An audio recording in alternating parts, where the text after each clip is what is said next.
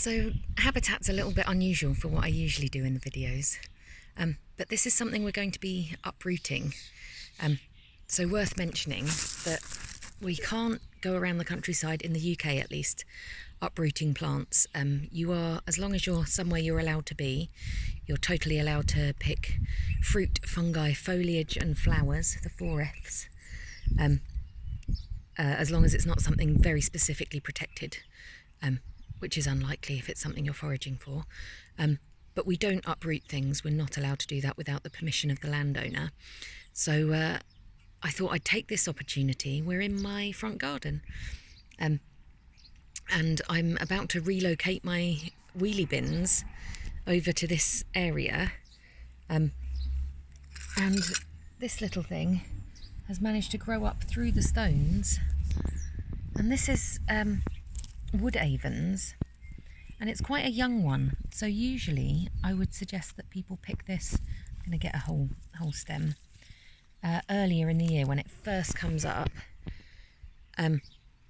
just because the bigger it grows, the more of its energy has gone from its root into its leaves, and then flowers.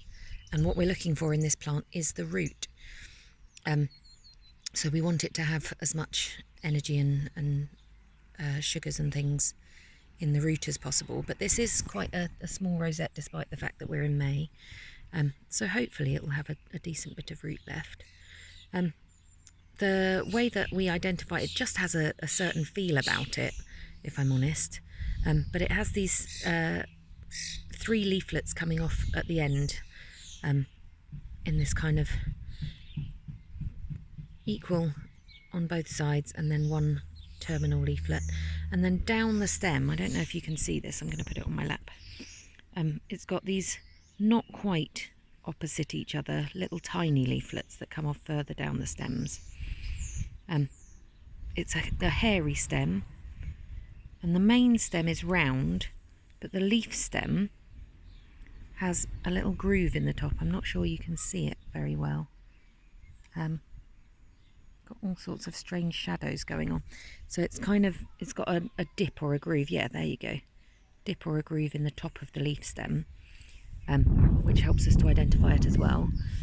But it does just look quite distinctive. It has a flower, and then it has a kind of almost like a hairy looking bird seed head. It doesn't really fruit.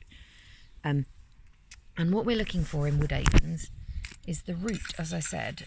And so I'm going to just dig away these stones and pull it up for you to see, assuming I can get it up.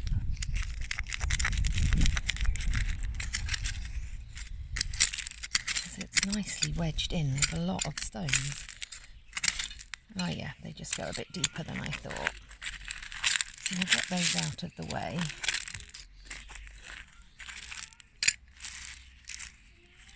And then if I grab and pull, yeah, not loads of root, but enough for you to see. It's got these kind of thin wispy roots, and then some slightly bigger, chunkier ones like this. Again, on my knee, because you can't get it to focus otherwise. Slightly bigger, chunkier pieces. And as I said, the earlier in the year you get this, the better. Kind of end of winter, beginning of spring, it'll be a little bit better. But given that this was going to be pulled up or ruined anyway, I thought it was worth showing you.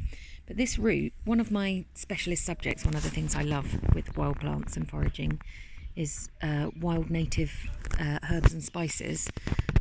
Spices particularly people don't tend to know about, and they're not things that are as widely used as I think they should be. And this wood avens is also known as clove root, and clove root, as it sounds, has roots that they share the same volatile oil as cloves, and they smell really like cloves. So you can use them in place of cloves in all sorts of things, mulling recipes and desserts, and yeah, they're really, really beautiful aromatic root.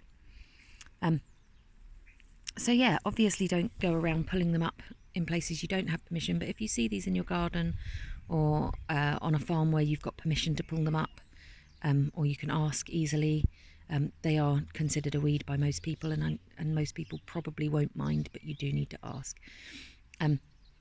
Do press like and subscribe. I would really appreciate that, and enjoy your foraging.